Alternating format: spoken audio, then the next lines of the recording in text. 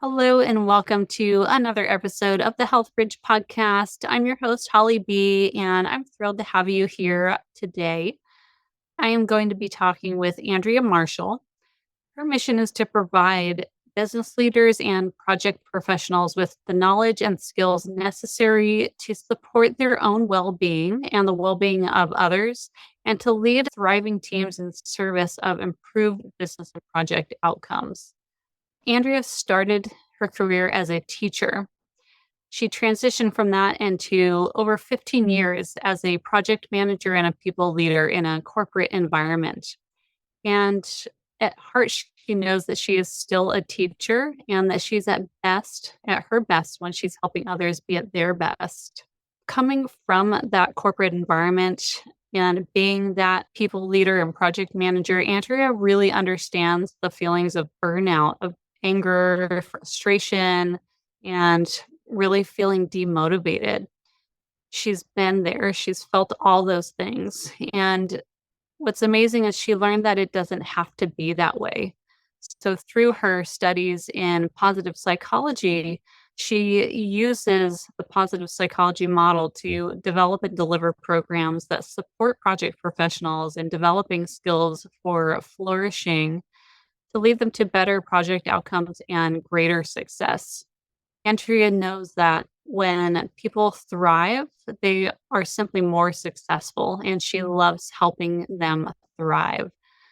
So I've invited her on to talk about this positive psychology model, what it means, and how, even outside of that corporate environment, how can we use it to improve the quality of our life experience and how we interact with ourselves on a personal level, but also how we interact with others, friends and family within a work environment, every situation that comes in through our life can be affected by taking a positive psychology stance in the situation. So, we're going to get into what is positive psychology, if you've never heard of it, and how that differs from a more traditional standard model of psychology. We're talking about fixed mindsets versus growth mindsets. We both give examples from our own personal history of instances where we've been stuck in a fixed mindset or a judger mindset where we're judging ourselves or others or judging a situation, and how that's negatively impacted our life, and how shifting our mindset into a positive mindset has greatly transformed the trajectory of our life and our experience in it and our experience with others. On that note, we're also going to talk about the bad rap that positivity has gotten because it can be taken very flippantly. And so we're going to get into what is the true positive psychology model versus more of that fake mindset, that fake positivity, that just think good thoughts and everything's going to be okay model that some people use and is truly ineffective and gives the whole field a bad rap. So we're going to get into that.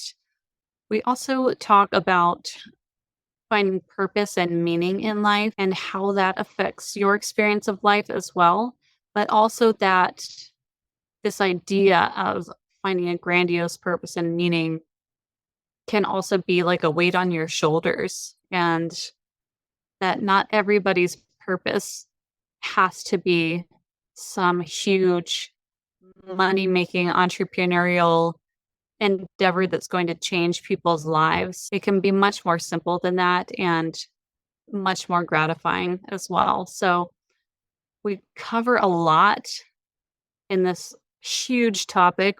This conversation could have gone on for hours, but I promise in the hour that we do talk, you're going to get a lot out of it that you can apply really to your life right away. And we're going to help you be able to identify where you might be stuck in a fixed mindset without even realizing it. So before we dive in, please take a moment. Literally, it takes 20 seconds, if that, to just subscribe to this podcast on whatever platform that you're listening in from. It makes such a big difference in helping our podcast grow. We're into year 2 of the podcast, and this is all about growth. So please help us grow. I'd really appreciate it. It helps get my message out there further, but it also helps to get my guests' messages out there further. And I have so many amazing guests on this podcast that have so much expertise in so many different areas. And their work needs to be heard. So thank you for taking just a moment to do that. And now on to the episode with Andrea Marshall. Andrea Marshall, welcome to the Health Bridge podcast. I'm so happy to have you here and excited for our conversation today. I'm delighted to be here, Holly. Thanks so much. Of course. Now, when you initially approached me about mindset, you said that you follow something called positive psychology. hmm I'd love for you to give us a little background about that and what is positive psychology? What does it mean? What does it aim to do for the world? Okay, great. I'll try not to go on and on and on forever because I love it so much. So, positive psychology is a newer branch of psychology. It was given sort of its own name and entity in the late, like 1998. Got its own name. Traditional psychology deals with what's wrong and how do we fix it? Am I depressed? Do I have a chronic stress issue? Do I have something that is hindering my life and I need to get back to being well? Positive psychology, without dismissing that sometimes there are things that absolutely we need to resolve and to find a way to help. Positive psychology really focuses on what's good and how do we do more of that. It is the study of optimal human functioning, recognizing that optimal for each of us humans might be different. Your optimal functioning is going to look a little bit different than my optimal functioning, which is going to look a little bit different from maybe my husband or friends of mine. But what is it for you? How do we draw on our own strengths to really find a vibrant and healthy life? And that was one of the things that really drew me to it, is this idea that it's not about, oh, I'm sick, get me to a place of being okay. But now that I'm okay, what? It is just being okay good enough. And in my mind, in my thinking, no, I want I want vibrancy. I want flourishing. I want to thrive in whatever ways I'm able to. And so that's where positive psychology picks up. There are 5. You want me to go on or shall I? Yeah, go for it. So there are 5 pillars of positive psychology. The first one is positivity. We'll dig into that a little bit here in a bit, because I think when we talk about positivity, it's gotten a little bit in the media. It's gotten a little distorted, and so we'll talk about what positivity means. Engagement. How engaged are we in the things that we're doing and the work that we're involved with, and maybe our social activities and in our communities? Relationships. What are our connections like with other people? How are those connections? Are those connections strong? Are they flourishing? Do we have the kinds of connections we want in our lives? Meaning and purpose. Do we have a sense of meaning and purpose as we go about our lives? And then finally, achievement. And positive psychology recognizes that in order to be happy, and happy is another sort of loaded word sometimes, but in order to really be happy, all 5 of those areas need to be strong. And very seldom are we strong in all areas at all times, but we may have some areas where we're doing really well and in other areas where we may want to put in a little bit of work. It seems like there's a big energetic difference between the traditional psychology model, which you said focuses on quote unquote what's wrong. How do we fix that? versus the positive psychology model, which focuses again on those strengths and what we see as our positive qualities, things that we're good at, things that we excel at. There's a total energetic difference between those two things. And while I think that you can get positive results or the results you're looking for from both models, it seems to me that, and of course, this will shift a little bit depending on the individual circumstances, but it seems to me that when you're starting with the traditional psychology model, a lot of times you're almost starting from behind and scrambling to catch up versus energetically when you're starting with let's focus on the strengths. How do we do more of those things? You're already starting from a positive mindset. You're already focused on the things that are working and you're not it's like by default you're already shifting towards that positive outlook or positive approach versus what's wrong with me. There's something wrong with me and I Yeah. need to figure out how to fix what's wrong Yeah. now. I think that's true. And yeah, this, what's wrong with me? We love applying labels, right? What's wrong with me versus looking at a mindset of what are the challenges I'm facing that I need to figure out to maybe overcome or even find a new way to have a relationship with that challenge that I might have to live with. How do we see those things in our lives? And I think that's one of the areas where positive psychology really offers some new ways of shifting perspectives in the way that we may be looking at how we go about our lives. The other thing I really like about positive psychology is it tends to be much more forward thinking. We're going to learn from the past, certainly. We want to reflect. We want to look at, gosh, where are some things that maybe I could be doing them a little bit different? But it's in service of the future. It's a very forward looking model of, okay, I maybe had this event happen to me and I didn't like that very much. What's my role? What happened? How do I experience that in a different way if I know that that's still going to happen in the future? One of the examples I like to think about is the maybe you're going to a family dinner, right? And there's a member of your family that you know you have a struggle with, right? And you can go to your family dinner every year and you can struggle and butt heads and have a very challenged relationship with that person. Or you can look at how those relationships have played out and you can go to that family dinner saying, I'm going to appreciate this person for who they are, recognizing that they have these character traits that I don't agree with or that I don't necessarily like, but I'm going to interact differently this time. I'm going to avoid them. I'm going to engage with them in new ways. I'm going to prepare maybe some talking points so that we're not going to fall into the same old habits and stories, and we're going to talk about some new things. And positive psychology gives us those kinds of tools to change the way that we experience challenge. I think that's super powerful. And to up to what you were saying a little earlier, it's just, it seems like it's just subtle word differences, word choices that we're telling ourselves in our head. It's those subtle perspective shifts Mm-hmm. that can have a really profound impact on our experience in life.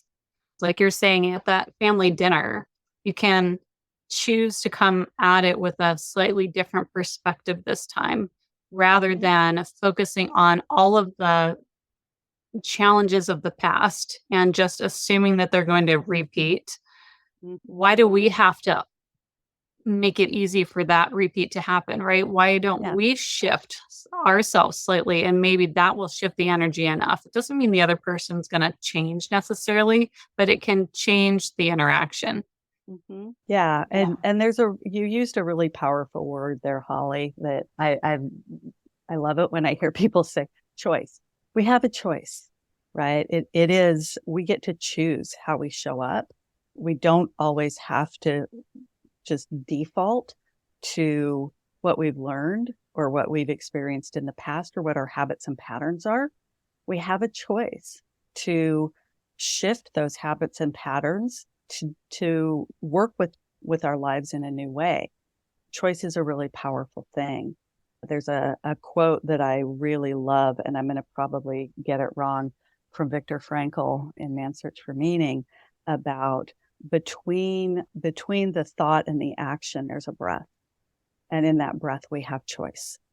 And yeah, that's a really a great learning and a great reminder for all of us that when we're finding ourselves in that kind of the spin cycle of, I'm here again, we really do have a choice. The other example I really love about just how those words influence us with mindset, so often, and I'll use a story from myself.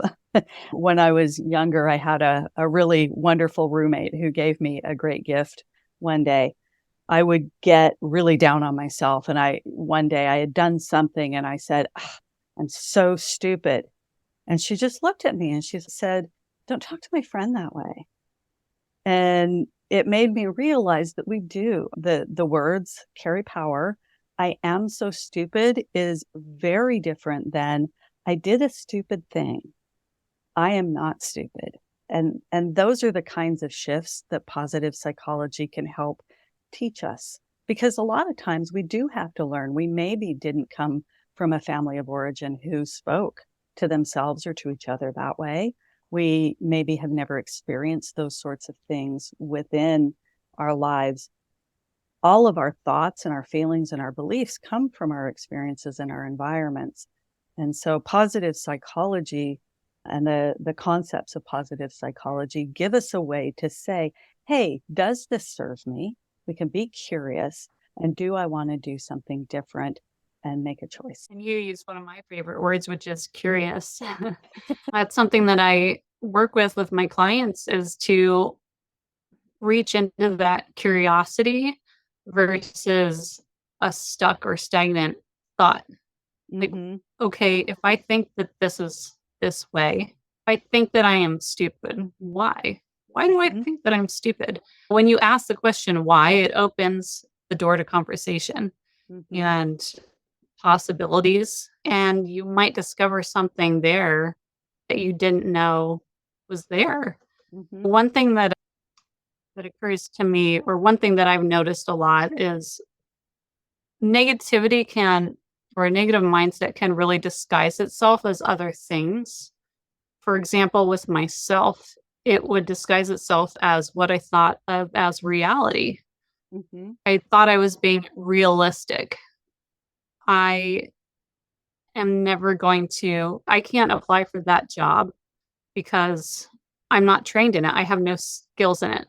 I don't know anything about it. I came from a customer service background, right? So I was thinking like I would love to get a higher paying job, but I don't know how to use a computer. I don't know how to fill in the blank.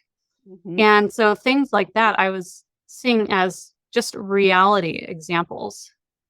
And it wasn't until, I don't know, 5 to 6 years ago that I really started understanding that that was actually a mindset and that I could actually choose to see things from a different perspective and completely change the story and completely change my experience of life by doing so. So I challenge people that are listening to take a look at your beliefs, the things that you are sure are true, and just ask yourself the question, is it really true? Is this really reality? Is this true for me? Mm-hmm. And that could have anything to do with your own beliefs about yourself. It could have to do with beliefs about politics. It could be about, well, what happened in the last 3 years, 4 years now, I guess. Geez, time flies. It does. Like all these things that we just assume are true. Mm-hmm. Maybe there's another story there, and just get curious and start asking questions. I love that you you recognized that it was happening and realized that there was that opportunity of, gosh, where does this come from? Why do I think this way? one of the things that I think we forget is we have this really beautiful brain and it's designed to protect us. And so we have a lot of thought patterns and cognitive biases that really are developed over tens of thousands of years of human evolution to protect us and keep us safe. And now we live in a world where those mechanisms don't necessarily serve us in the same ways. And so when we think of something like negativity bias, right? So we're always looking out for what's going to hurt us, what's going to kill us, right? Where's the saber-toothed tiger? Is this plant safe to eat? I have to question it. I've got to assume the default is there's a problem until I'm shown otherwise. And we carry all of that wiring in our brain. The beautiful thing is we do have the ability to rewire those neural circuits. And it starts with being curious. Wait a minute, why is it when this thing happens, why is it I assume that I am not qualified for this job I might want to go after? And why don't I follow that? I don't have this skill, but I can learn it, right? There's that follow on, and we forget to take that next step. And we just sort of like, oh, I don't have those skills, so I can't do that job. And do I have other strengths? Are there other things within the way I encounter the world that would say, I don't have this skill now, but I know I'm a fast learner. I know I'm really good at asking questions. And so maybe that's a strength I can take into that environment that would make me a good candidate. And I can learn the other sorts of skills. Mhm. Yeah, I had to finally come around to, wait a minute, I am smart and I can learn things. Just Mm-hmm. because I don't know how to do something yet doesn't mean that I can't learn to do that thing. Mm-hmm. But that was really a process in getting there. And I don't know why it was so difficult. Some people don't seem to have a problem being open to these things. But for me, it was such a problem. Like I was so black and white about certain things. And it took me a long time to open my mindset to other possibilities. But I tell you, that was once I finally did, Mm-hmm. once I finally opened the door to shifting my mindset and learning more about how we are programmed and why my brain goes there first, Mm-hmm. it gave me the opportunities to learn how to change it. And that was really where my health journey got so much better because I was now learning other ways of affecting my health and that I could have other ways of benefiting my health. And one of those ways is simply by opening myself up to the possibility that perhaps I could learn to improve my health, that it wasn't a reality that I was stuck in the position I was in. And everything just, it was like a domino effect after that. Everything started shifting. Yet is a really powerful word. And I love that you said, yes, I don't know how to do that yet. Yes, I don't have those answers yet. There's a lot of acknowledgement in that word that opens the door and doesn't, instead of closing it, right? We can be really stuck, yet gives us that little bit of that just crack in the door we need to say, but wait a minute, maybe something different is possible. It might be scary. It might be hard. It can be lots of things. We can have lots of feelings about those things. But yet, even just saying it, there's a feeling that comes up when you say a sentence and then you say the word yet, that there's a loosening of those stuck places. Let's talk about that purpose and meaning in life. Let's get into a few of those pillars that Okay. you mentioned because I work with a lot of women who have lupus or other chronic health conditions, and it's easy when you don't feel well. You've lost feelings of vitality, you've lost feelings of possibilities because you're not seeing a light at the end of the tunnel. You don't know what your body's doing. It's scary. And we can get so lost. It's easy to get so lost in the fear and the woe is me. And then you're potentially mourning the loss of what you thought your life was going to be like. That I think we generally, it's easy to lose that purpose and meaning in life because you thought maybe you knew what that purpose and meaning was prior to getting sick, but now you're sick and now you don't know how to go about that, still accessing that same purpose and meaning. How does positive psychology help in that scenario? I think it helps. I think it's really easy for us to get trapped, and whether we have a chronic illness or not, to be trapped in an idea that, well, I have a particular purpose and meaning in life, and that somehow that's a fixed thing.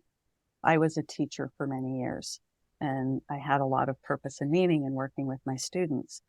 And then I realized that the stress of teaching meant that that was a career I needed to just walk away from. I had to develop new purpose and meaning. Purpose and meaning, to have a reason to get out of bed in the morning is critical, but it doesn't necessarily have to be the reason that we always thought it would be. And I think that's the piece. Again, it's that change word, right? When we're struggling with a chronic condition and we don't feel good, and we have to maybe mourn what we thought our life was going to be. And I think you're a beautiful example of this, Holly. You found new purpose and meaning. Your life doesn't look today the way you thought it would 2 years ago or 5 years ago or 10 years ago. The purpose and meaning is going to change over time as well. And sometimes it's little. Sometimes it's a subtle little thing. Maybe it is meaningful. I have a friend who posts the sunrise picture from her porch every day on Facebook. I don't know what else she does, but every day there's a beautiful picture that she shares. And that may be all the purpose and meaning she has right now. And in time, maybe that'll shift and change as well. So I think it's really important for us to remember we don't dismiss our lived experience. Our lived experience is true, and that should never be diminished. But it does not have to be the sum total of who we are and how we show up in the world for ourselves or for the people we love. And so looking for, I'm borrowing from all sorts of friends right now. I have another friend who calls them little universe links, little things that maybe give us that, here's what I need right now to get through this day. And I'll worry about big, grand, not everything. Purpose and meaning doesn't have to be big, and it doesn't have to be grand. It can be subtle, and it can be small, and it can be, if you have children, it can be, I made it up to talk to my children today to let them know I love them. And maybe that's all you've got. And that's okay. I think so often when we talk about purpose and meaning are heavy words. And there are times when they can be really big, but there are times when they're very small. It can be small moments because that's something that has always rubbed me the wrong way. I've been following influencers and entrepreneurs and things for a long time, and a lot of it's in the more spiritual or woo-woo space. And there's an impression that we just need to find our life's purpose and then everything's going to be grand and it's going to be this huge, amazing thing that's going to light you up for the rest of your life and change the world in some aspect. And not everybody's meant to do big, grand things, and that's okay. And I've always wanted to say that, like you just said, your purpose might be cooking a home cooked meal that you know is nutritious for your family every day. Mhm. That is a huge purpose Yeah. because then you're setting your family up for good health leading into their lives so they can follow their purpose, whatever that ends up being. Or it can be to rescue animals from the shelter. I mean, it doesn't need to be a huge thing. It can be, and that's wonderful too, right? Yeah. But it doesn't have to be. And so I'm glad that you brought that up. And even if we don't have, I think, a overall picture for our life ongoing of what our purpose or meaning in life might be, it can be just a daily thing. Mhm. What's my purpose today? I watch Yoga with Cassandra. I do her yoga videos on YouTube every day, virtually every single day. And she always has you pick one word. What's your one word for the day? It can be as simple as that. It can Mhm. be just your purpose for the day or just your purpose for the morning or the afternoon. So, and like your friend, it can be seeing the sunrise every morning. That Yeah. is a huge purpose and actually has lots of trickle down effects for both mental and physical health. And the other thing that what you said made me think of too, from my own personal experience, is you said my life isn't what I thought it was going to be even just a couple of years ago or 10 years ago. And that's definitely true, but I didn't really have a very well defined meaning or purpose in my life. I think I was scrambling for it because I wasn't happy with where I was at. And in going through this long health journey that I've had, it's ended up really bringing that purpose into definition. And I'm sure we'll still continue to change in the future, and that's Mhm. great.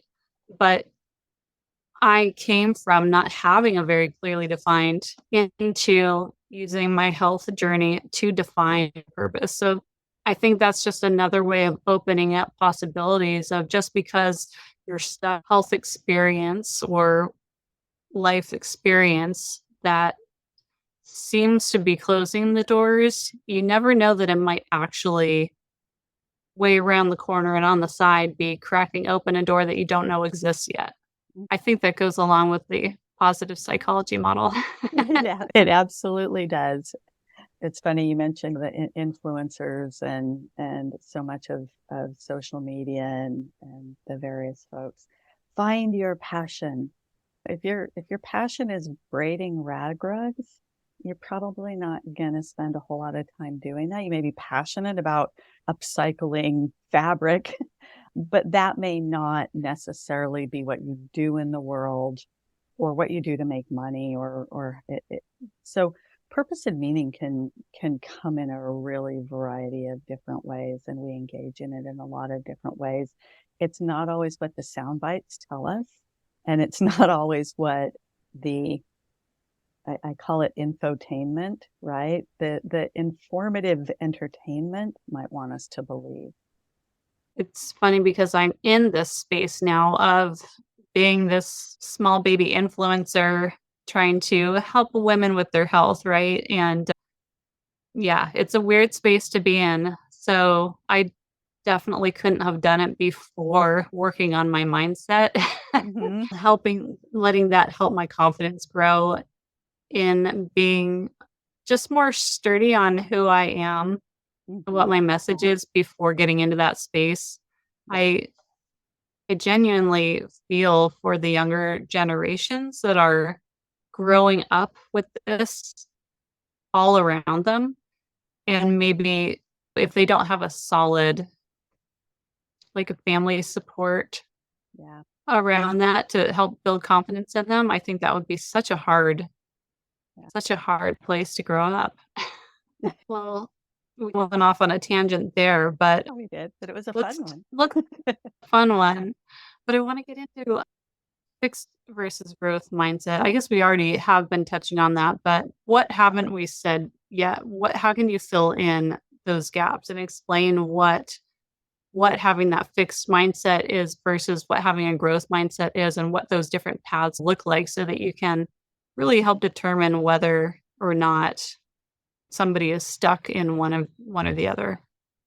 Yeah, kind of as we touched on before, a fixed mindset. So starting out with mindset is the attitudes and beliefs we hold. That is our mindset. And it then influences everything we do. A fixed mindset is very much about things are static. This is the way it will always be. I am as smart as I will ever be. Obstacles are hard. Effort is futile. Like things are just the way they are. It is that I am stupid.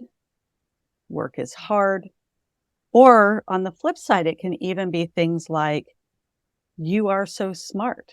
Parents love to tell their children, oh, you're so smart, right? Again, that's a labeling sort of thing. And fixed mindset, oftentimes we can identify it because there's a label attached.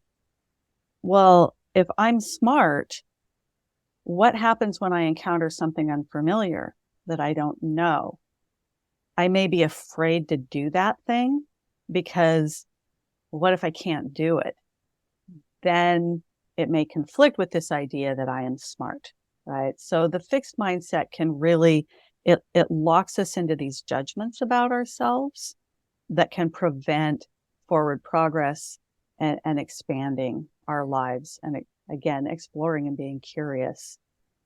A growth mindset really says change is possible. Nothing is predetermined. I am capable of learning.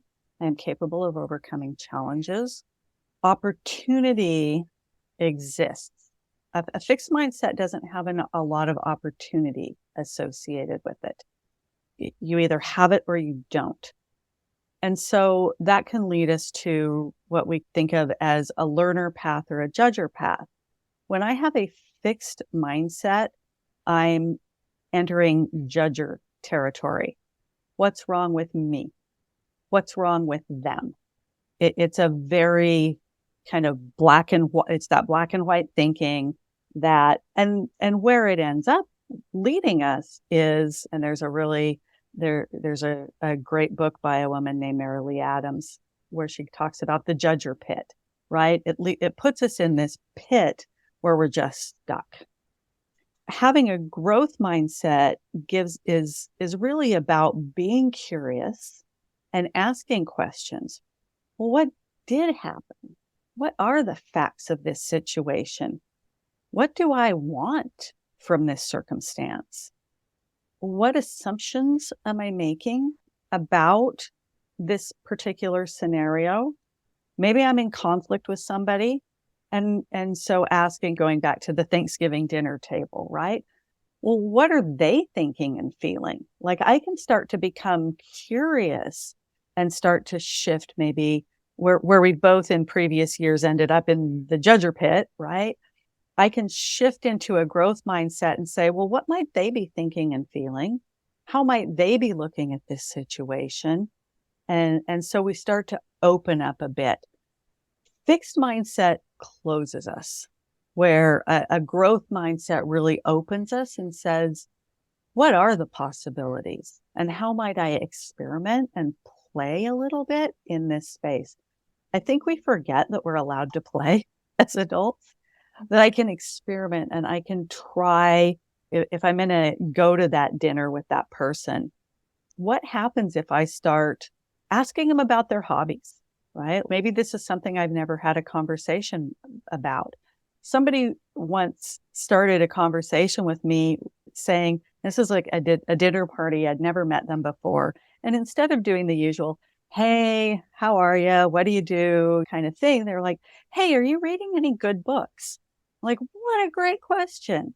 So it's a little bit around just this nudging things in a new way, looking at the choices available to us, and then saying, okay, well, what might be my next best step?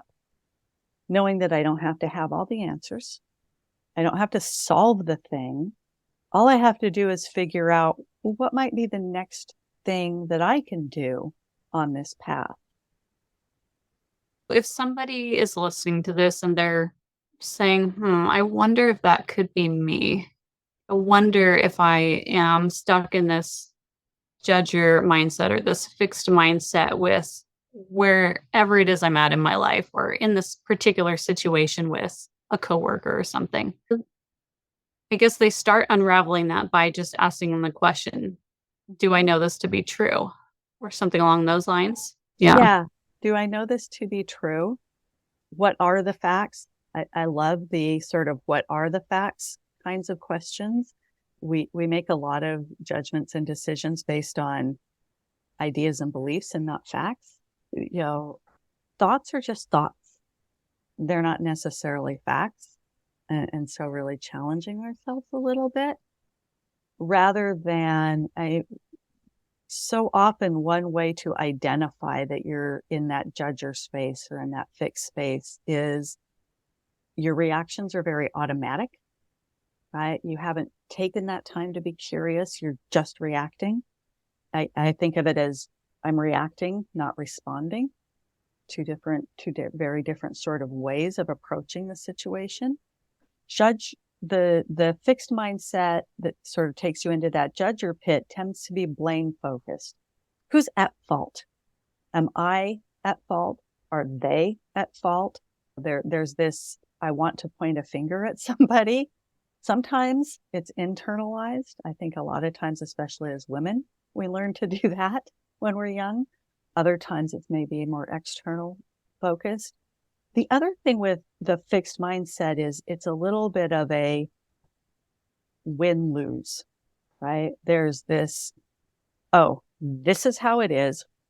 We close the book and off we go, rather than really thinking about the possibilities.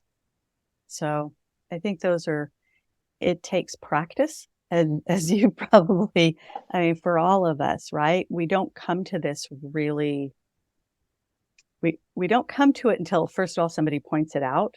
Like for me, it was such a beautiful gift when my roommate said, "Hey, don't talk to my friend that way."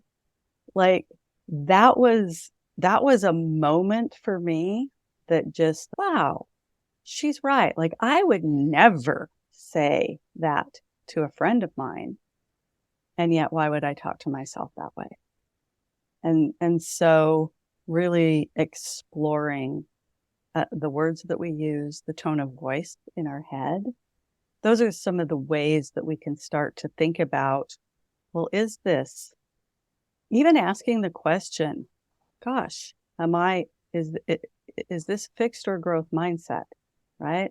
Even starting with just that question, gosh, it feels a little judgmental. I haven't been curious. Maybe there's another way to look at this. Yes. It is a lifelong process because, like you said earlier, we are hardwired the other way. So I mean, keep that really, in mind and be gentle, right? Be gentle on yeah. yourself.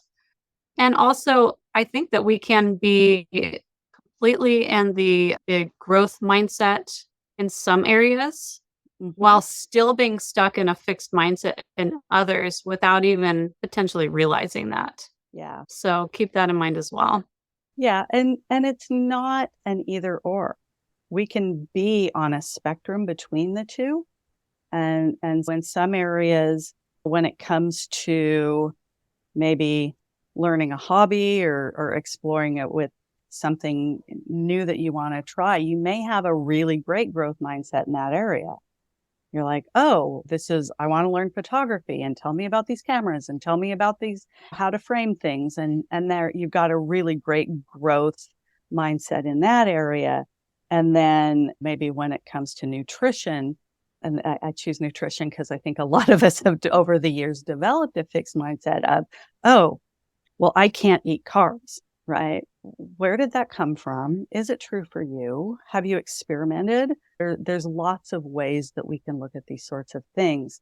And yeah, we can have them in different areas and we can have them on different spectrums throughout our lives. And they Mhm. don't, having a fixed mindset isn't necessarily a bad thing in some areas. We develop mindsets and various cognitive biases because we make hundreds and hundreds of choices and decisions all day long. And if we had to stop and really think about every single one, it's exhausting. So we rely on these beliefs and these systems that we've developed to help us navigate the world. And for the most part, they work pretty well. It's only when we do get in a place where we are stuck that they can be problematic. So we don't have to go through every decision we're making in our lives and go, I mean, I have a very fixed mindset about brushing my teeth in the morning. It serves me well. I brush my teeth in the morning. I'm not going to let that one go. And that's okay. That's a great example. I guess what I want to say too is that I've totally been stuck in the past in those factual statements. Like you said, I am so stupid. Mhm. I That was so me. I said some of the worst things to myself that I would, like you said, never say to anybody else. And I just thought, I was thinking about like, gosh, that energy that I was just turning right back on myself and that I was programming my body with. Yeah, It's really sad that it's so easy to do that to our own selves it when we can really treat, is. yeah, when we treat others with respect. I just wanted to bring that back to listen to the words and listen to the tone that you speak to yourself with, that Mhm. you speak to others with. Sometimes, I mean, honestly, even that you speak to your pets with, Mhm. that all says a lot. And that energy behind those words is felt, Mhm. whether we're saying things flippantly or not. Even there's a lot of people, and I think women in particular do this, but definitely, I mean, you see it with comedians too, where they really poke a lot of fun at themselves. And I think they genuinely believe that they're just being funny, Mhm. but it's not. And when I come across a friend that does that, Mhm. I try to just gently say, You don't have to try to entertain me on your own behalf." Yeah, yeah. You don't have Um, to. I think comedians are so interesting because we forget that they are entertaining us, like that's their job. They don't necessarily go home and talk that way about themselves or to themselves. And yeah, differentiating between kind of those things. The other thing that is easy to forget, and you've probably explored this in your own journey, our body believes what our mind tells us. The connection between the mental and the physical is so strong that when you tell yourself, "Oh, I'm stupid. I'm nothing. I can't overcome this." Or even one of the things, well, maybe I don't deserve to be healthy. Maybe I don't, like, your body responds to that. And so, we all have these beautiful, amazing, complex minds and bodies that work in fascinating ways. And we don't always, I think, give them the proper, and it's going to take, let me find the word, the proper respect that they deserve in even just the fact that my lungs just keep taking in air and pushing the toxins out of my body while I'm sitting here talking to you and while I sleep and while I go to the grocery store. What a miracle that is. And that if I want to calm my nervous system and engage my parasympathetic nervous system, I can then turn to my breath and start to control it to soothe myself. And I can do that too. Like that, just such a subtle little thing, but what an amazing thing about our bodies that we have that capability. And so we don't always hold ourselves with the kind of kindness and respect that I think we deserve. Love that. That's such a good point. I had a gentleman on, Michael Amster, gosh, months ago now on my podcast, and he have been doing studies on the power of awe, creating these awe moments Mhm. in your life, or I'd say creating them, but noticing them and taking in that feeling of awe. And so when you mentioned just taking a moment to think, wow, isn't it a miracle that my heart is beating and that my lungs are supplying air to my body? And it happens even when I'm asleep and not even paying attention. Mhm. My body's keeping me alive. That's a moment of awe. And Mhm. as you stated, you can take that inhale, hold that sense of awe. This can all be done in a matter of seconds. Yep. Slow exhale out. You're stimulating that vagus nerve, calming down the nervous system. And there you go. Mhm. You're you're self-soothing. You're healing. You're calming that nervous system response. And then it's easier to take a step back too and start asking those questions. Mhm. What facts do I know are true? Yeah. And that's really You a know? great point, Holly, to take that moment to calm ourselves before we start asking our asking those questions, doing them from a state of calm and peace.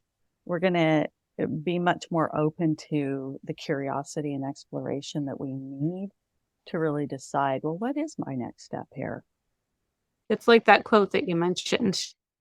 I can't remember exactly what it was, but in between the situation and the reaction is a breath or something along those lines, right? So that breath is so important. And that breath gives you that extra second or two to decide whether or not you're going to launch into your pattern of how you typically would react, Mm-hmm. or are you going to take a moment to contemplate first? Yeah. Yeah. So let's shift gears just a little bit before we close here. We were mentioning positivity Mm-hmm. early on in the conversation, and I do want to dive into that a little bit because positivity or being an optimist gets a pretty bad rap, I think. It gets Mm-hmm. misunderstood very easily. Can you dive into that just a little bit? What is the positive positivity versus the, I don't know, the toxic positivity? So toxic positivity is too often that voice that says, just pretend everything's okay. Like, just be happy. As much as I love the song Don't Worry, Be Happy, I think the message is a little bit tricky. Um, so there are a lot of things that in positive psychology fall under the banner of positivity. Mindset happens to be one of them, right? That developing a growth mindset moves us in a more positive or growth direction. So it's not just about being happy. We're not always going to be happy. It's unrealistic that we would be. And we shouldn't diminish what we're actually feeling and experiencing when we're angry, when we're tired, when we're feeling melancholy, when we're feeling all these other hosts of emotions that we feel as humans. Positive psychology says we honor them all and recognize them all. And the scope of emotion falls under positivity as well. And that it is a positive thing to honor whatever you're feeling right in this moment, in your mind, in your body, in your spirit. That's okay. And it will also pass. And we can also be curious. And there will be times of great joy. Activity in the pillar of positive psychology is much more around recognizing and acknowledging whole life experience. And if we're seeing areas of our lives that are bothering us, troubling us, holding us back, keeping us stuck, there are tools to help move us in a new direction. And yeah, I struggle a little bit with the word positivity because I think it has taken on this sort of connotation that, oh, well, you're just supposed to just always be happy. Women, one of the first times I ever saw a little bit of backlash that made sense to me was women, we might be walking down the street and we'll pass somebody and they'll go, oh, why don't you just smile? You're such a pretty girl. Just smile. Like, maybe I don't want to smile right now. But the world gives us messages that we're just supposed to always be happy. And we're going to put on our happy face. And putting on our happy face isn't necessarily a bad thing if we're doing it for the right reasons. But it's also recognizing that maybe some days my happy face isn't coming out, and that's okay. And that doesn't make me a bad person. And that I can honor that today, maybe I'm hurting, or maybe I'm grieving, or maybe I'm feeling anxious or worried. None of those are bad things. They're only bad when we get stuck. And they're not even bad, right? They're harmful when we get stuck. I don't like the words good and bad so much because I think we start to apply labels of good and bad, and that can lead to a little bit of a fixed mindset as well. But they can be detrimental to our growth and our happiness and our well-being when we get in a place of stuckness. Mm-hmm. And I think there's another aspect of this toxic positivity as well. And I've spoken with another guest on a podcast about toxic positivity in the space of chronic illness. And when we have, say, friends or family members or coworkers that don't really understand what somebody is going through with an illness or some other life situation that has them really down or struggling. And I think that most people at least are genuinely just trying to help. So they say, oh, just be positive. Everything will work out without really understanding the depths of what somebody's going through. It sounds very superficial and almost rude. Yeah. So how can we inform that discussion It, and help people on both sides? it can feel a little condescending because what that person, the message we get when somebody says that is, you're making me uncomfortable a little bit. Yes. No, you're making me uncomfortable, and we have this sort of unspoken social contract that we're all going to show up with our happy face. We grow up learning that this is how we operate in polite society, right? In polite society, we don't really share what we're really feeling, and we pretend that everything's okay. And the reality is sometimes everything is not okay right now. And I think there's real opportunity when we have an interaction like that. And it requires a little bit of courage. It requires a real sense of presence. So I would not start this with someone who's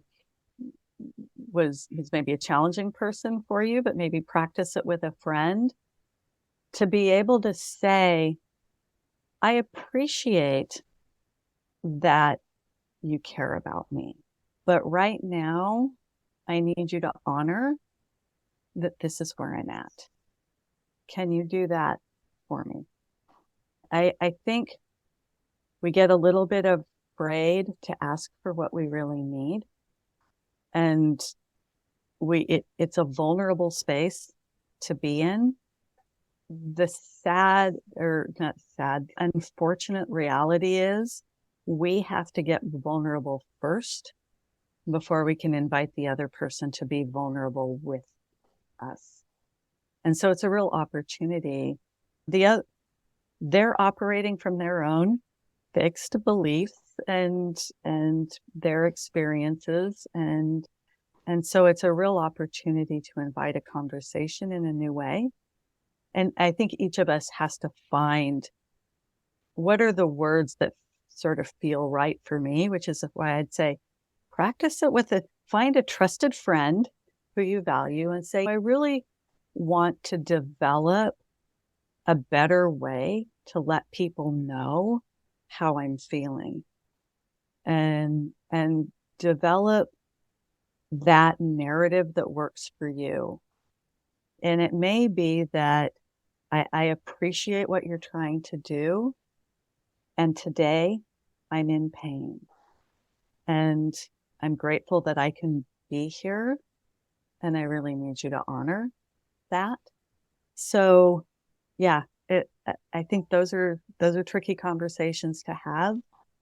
But when we start to open ourselves up, we start to invite a growth mindset from others. There are some people who are not going to be able to deal with it, right? And we're going to figure out who those folks are, and we'll establish that. But there are other people who are going to open up and say, "Oh wow, you're right. I wasn't honoring how you feel. What can I do? What would be helpful in this situation?" People don't know what else to do, and so they just want to do something. And there's that, oh, it'll be fine. Maybe not. There are some things that maybe aren't going to be fine for a really long time. I may feel different about them tomorrow than I do today, and that's okay too. Yeah, I think that in most cases, when somebody's really a genuine friend and really genuinely cares about you and they know that you're in pain or something is happening, they just want to say something positive because they're trying to be helpful and they're trying to support you. And that's the only way they know how. Like you said, they don't know what else to do. I've certainly found myself in that scenario where I automatically go to a response like that of, "It's okay, everything's gonna work out." And it's just because I literally don't know what else to say, and I feel the need to say something, but something that I've taken away from this conversation and others that I've had is sometimes saying nothing is okay too, and just being present for somebody. Yeah. I think So there are times that nothing is good, and maybe it's just, and I'm sorry, let me know if there's can do to help. Maybe it's just and mhm. depending on how you interact with various phrases and words, my heart is with you, or I just want, I'm happy to hold space for you today. Mhm. All of those sorts of things that can help shift that. And again, going back to what is positivity, it's acknowledging the full scope of human experience and honoring that that is our truth at this moment. I think that's actually a beautiful place to come to a close. Is there anything, any final thoughts that you would leave with our listeners today? Wow, that is a great question. I think sort of the sum and culmination is carry with you that word yet. Yet carries so much power, whether it's mindset or how we're feeling. I don't feel good yet. I don't know what to do yet.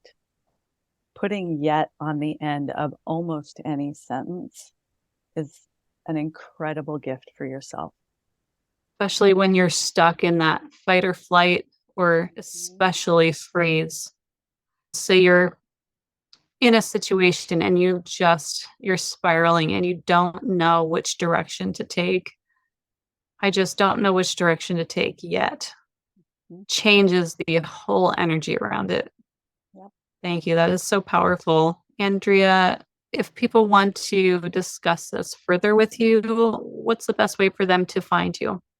The best way to find me is actually on my website. I have a contact form if anybody wants to reach out and say hi and ask questions. I post pretty regularly on LinkedIn about various aspects of positive psychology. So LinkedIn is my best platform. And every now and then I throw something out onto Instagram or Facebook, but not very often. LinkedIn or catching me on my website. Perfect. I'll put those in the show notes. Thank you so much, Andrea, for such a wonderful, insightful conversation. I hope that this episode really helped you realize how such subtle shifts in the wording that you use internally, verbally to others, can make such a big difference in your life experience, in others' life experience around you, and how just subtle changes in the way you think can open or close doors. I love the example that Andrea gave about how her roommate said, "Don't talk to my friend that way." That's a really good place for you to start, especially if you are having a chronic health experience. It's so easy to judge our bodies and to put down our bodies because they aren't working properly, or at least that's our experience of what is happening. I used to do that. I used to do that so much. And it saddens me to think about the way I used to interact with my body. It was like I was detached from my body and I was speaking to something else, some inanimate object. I hate the way you look. I would use hate. I would talk about how much I hated my body because I'd get so bloated when I'd eat. And that's so sad. And so I just want to open up that possibility to you, starting there, starting with how you talk to yourself. Because if you can start to recognize the things that you're saying to yourself and recognize when they aren't coming from a loving, positive place, then you can slowly start to shift those things because recognizing it comes first. Then you can work on choosing better word choices. And it can be like a domino effect. If you just start with that one thing, you'll start to notice things in different aspects of your life and you can apply the same principles. When I work with clients, we start with mindset. Even though health is our primary goal to uplevel our health with all the fundamental pillars, but mindset to me is the first fundamental pillar of improving your health. So when you work with me, we address your mindset, we address your limiting beliefs, we address your fixed mindset and identify where you're fixed versus where we can promote growth and how we can promote growth and how we can start to shift those patterns that are ingrained in us of reacting certain ways. I really hope that if this is something that you realize you're struggling with, or after listening to this podcast, you're thinking maybe there's some things that I can take a look at here. Let's jump on a call together. Apply for a free clarity call with me.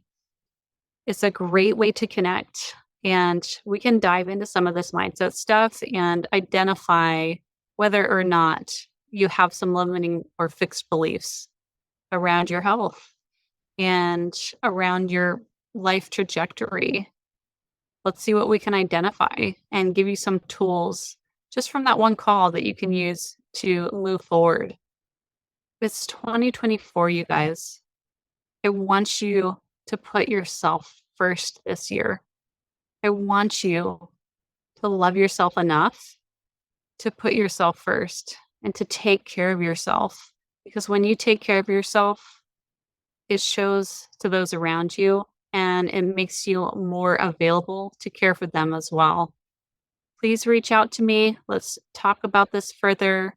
Let's get on a call and let's see if we can set you on the right path this year. I will see you again soon on the next episode of the Health Fringe podcast.